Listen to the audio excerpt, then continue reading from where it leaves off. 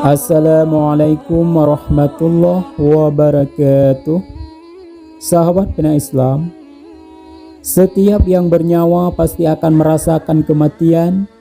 Dunia fana hanya persinggahan menuju sesuatu yang kekal, yaitu akhirat. Manusia akhir zaman dikatakan cinta dunia dan takut mati. Banyak yang belum menyadari dan melakukan persiapan sebelum meninggal. Salah satu faktornya adalah kehidupan dunia yang melenakan. Akan tetapi manusia akan dipenuhi berbagai penyesalan di alam kubur kelak. Lantas, apa saja penyesalan sang mayit saat berada di alam kubur? Simak ulasannya dengan menonton video ini hingga akhir. Sahabat bina Islam, setelah seseorang meninggal dunia, maka hanya ada 3 yang menemaninya: sedekah jariah, ilmu yang bermanfaat, atau doa anak yang soleh. Selain itu, manusia akan dipenuhi berbagai penyesalan. Sebelum terlambat, maka dari itu hendaklah memanfaatkan selagi masih hidup dengan menjalankan perintahnya dan menjauhi larangannya, serta beramal baik berbagai bekal menuju keabadian agar tidak timbul penyesalan. Berikut penyesalan manusia saat di alam kubur. Pertama, karena tidak bersedekah. Orang meninggal dunia menyesal karena tidak bersedekah. Tak ada gunanya harta yang banyak, semua akan tinggal. Kalau ajal sudah sampai, tidak dapat dimaju dan dimundurkan meski hanya sesaat. Memuliakan tamu termasuk sedekah. Siapa yang beriman kepada Allah, muliakanlah tamu. Hari ini orang yang memuliakan tamu karena status sosial. Kedua, tidak mau mendengarkan kebaikan. Andai kami mau mendengar, kami mau berpikir, kami tidak akan menjadi penghuni neraka sa'ir.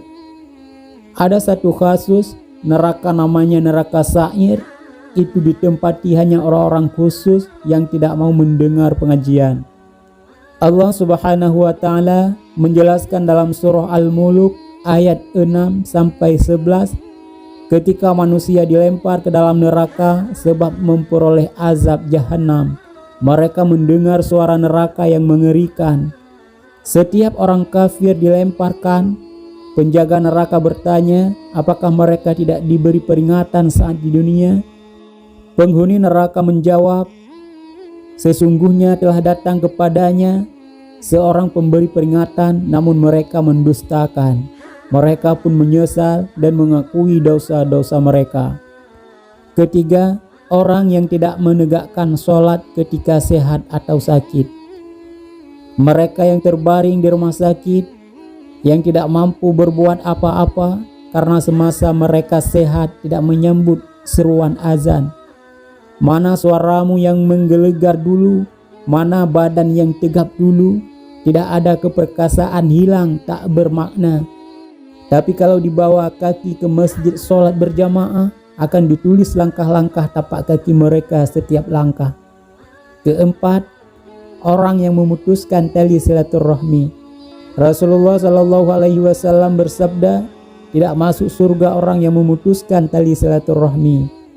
Di Mesir, di tepian masjid disediakan kursi-kursi anak-anak membawa orang tua dan mendudukannya di masjid agar orang-orang tua saling bercengkerama.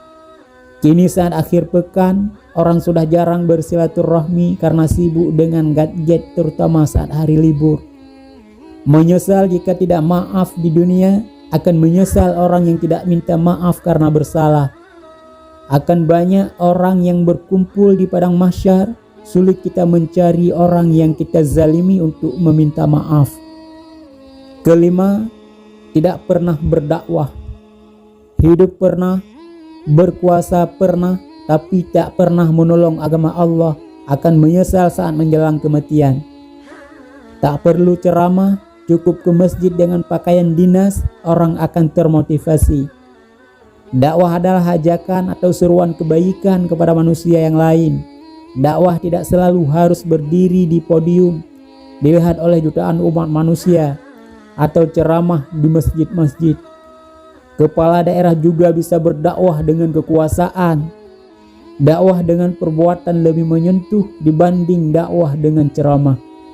Hanya di sini saja video kali ini. Semoga bermanfaat. Assalamualaikum warahmatullahi wabarakatuh.